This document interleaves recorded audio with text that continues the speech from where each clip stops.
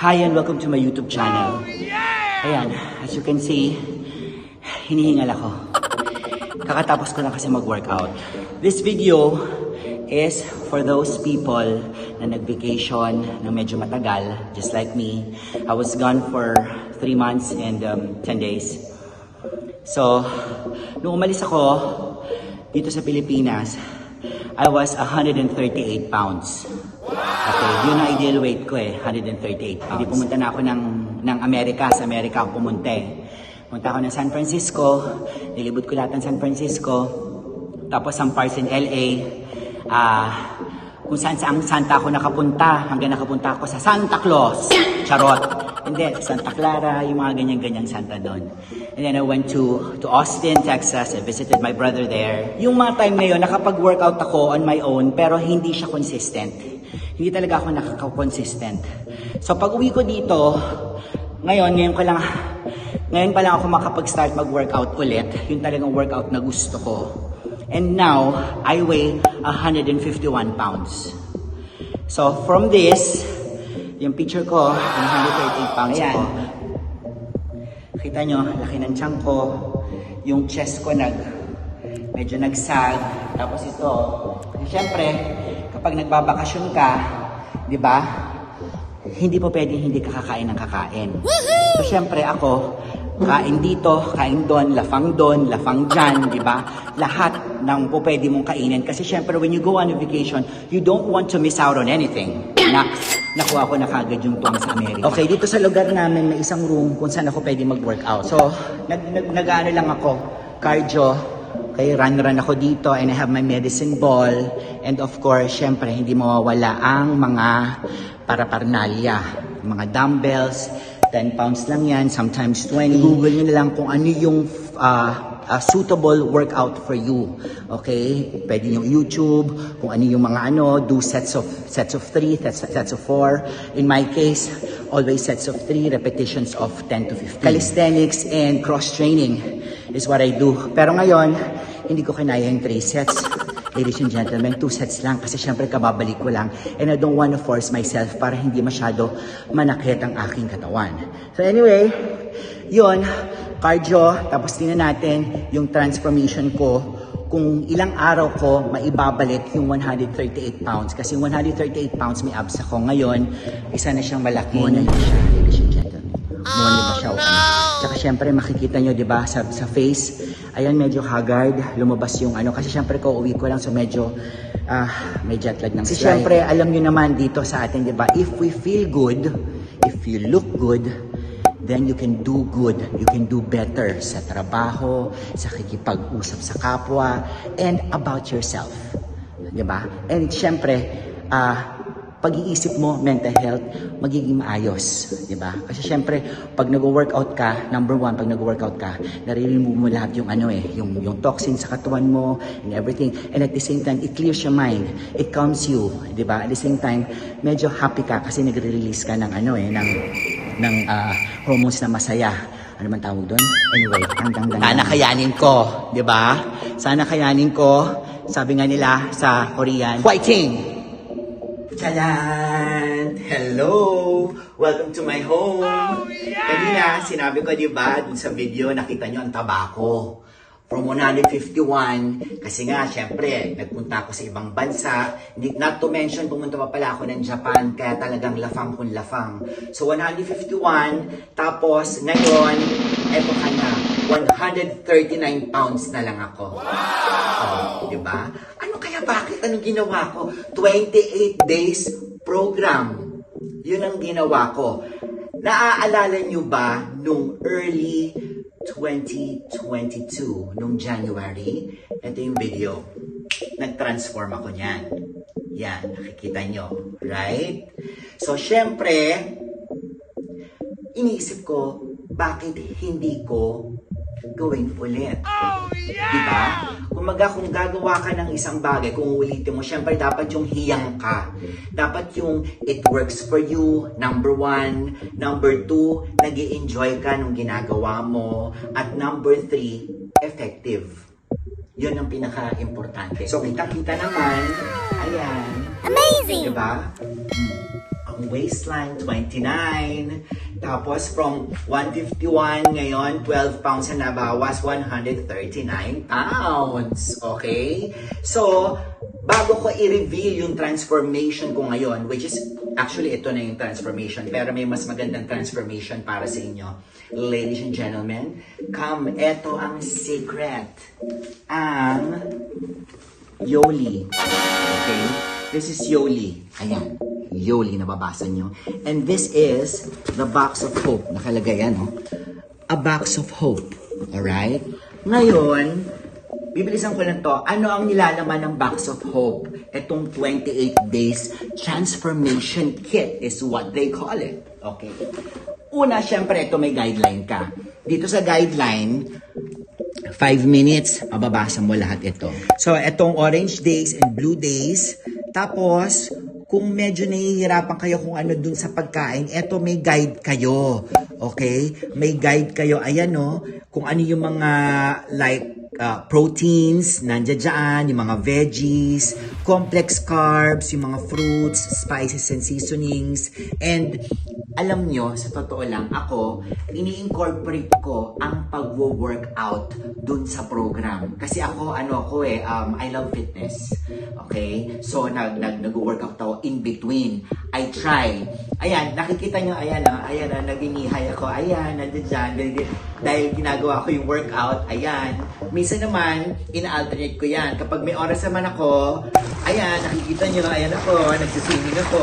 Ayan, syempre, cardio forever. O, ayan, di ba?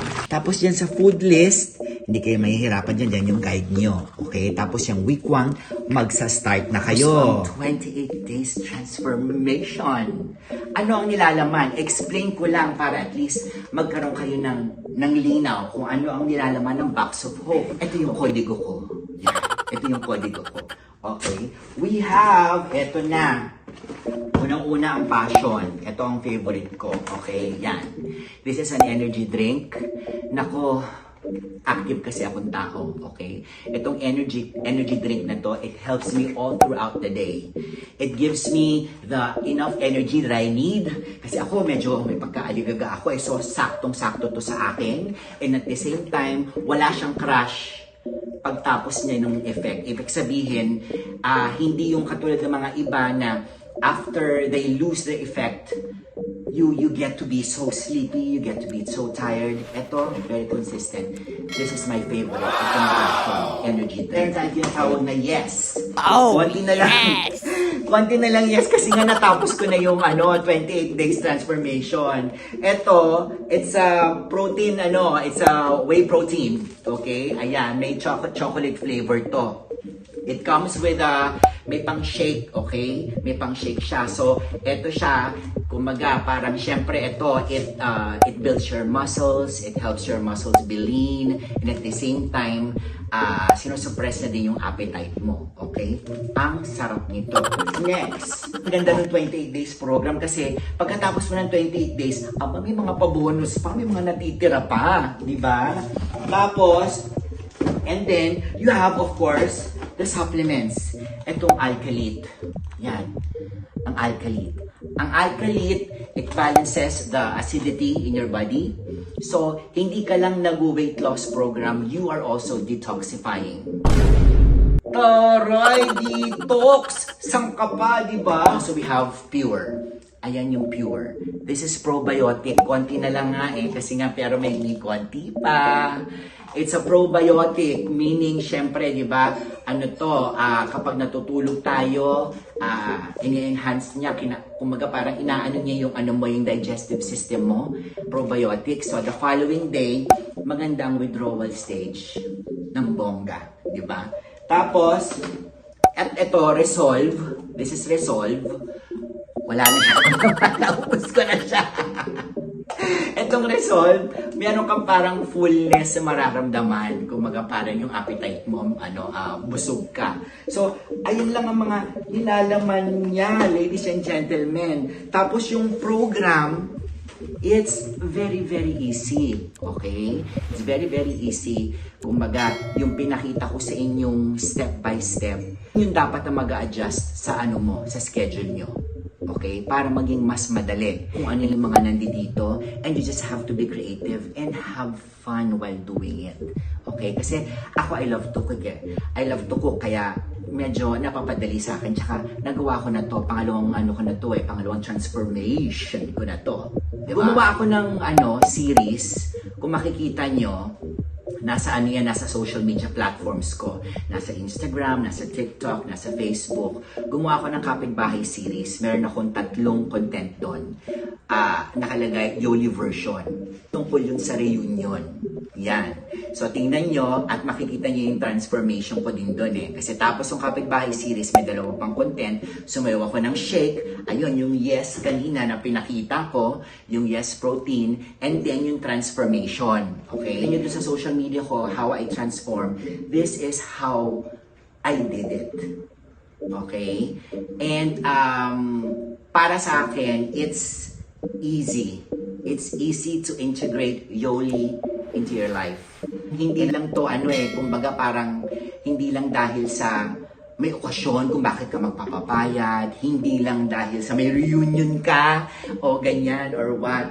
No, para sa akin, taking Yoli, it becomes part of your lifestyle. Your, kumbaga, sinasabi nga dito, itong BPS, Better Body System. May embrace mo siya. If you feel lighter, mas masarap gumalaw. Tsaka syempre, dun sa BBS system, yung Better Body, it makes your skin freshness. Freshness, ikaw ba yan, John? Pagpapatuloy ko ba? Yes, pagpapatuloy ko kagad to. Hindi ako titigil dito. Dire-diretso na natin to. Kasi syempre, unang-una, nag-detoxify na ako and at the same time, na-embrace ko na yung system. So, I feel happy about it. At saka achievement yung aminin natin. Achievement ng 12 pounds, ladies and gentlemen, in 28 days. Tapos, holidays pa, di ba? Kasi kumbaga, itong program na to, hindi kanya talaga ginugutom. Kung titingnan mo dun sa, pag binasa nyo to, itong sa guide, hindi kanya ginugutom eh. Kumbaga, it helps you eat. Walang hindi ka mahihirapan. So, para sa akin, ito yung pinaka-effective. Alright? So, follow Yoli on their Instagram. Siyempre, meron din silang Facebook page. Ayan. Para sa mga gustong maging healthy, para sa mga, meron ba kayong hinahabol na okasyon, katulad ng reunion, yung mga reunion yan, di ba? Gusto nyo bang maging sexy? Pero syempre, I suggest sa mga gustong sumubok nito, mas magugustuhan nyo to kung i-embrace nyo to. Kasi syempre, yung healthy lifestyle, yun that's what hits me the most. Having a healthy lifestyle. Yan. Tapos, syempre, papakita ko na sa inyo yung how I transform. This is how I transform. Ito yung video.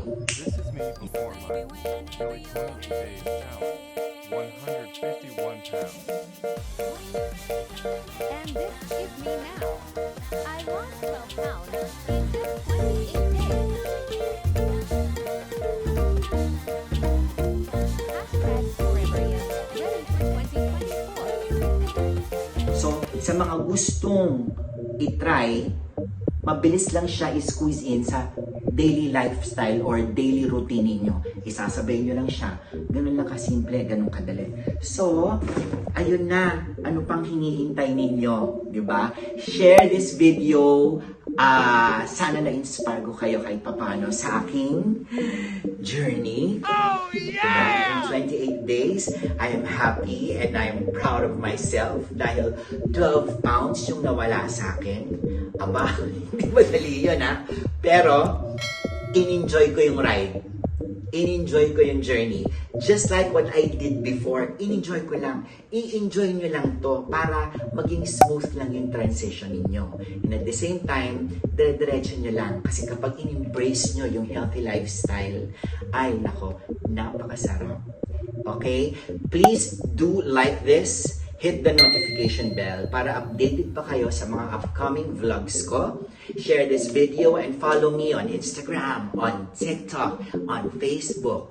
Yan. So, ika nga, pag nag-yoli ka, you will be yolified. Yan. Yan ang aming sign. Diba? So, I'm yolified again and I will be yolified forever. God bless everybody.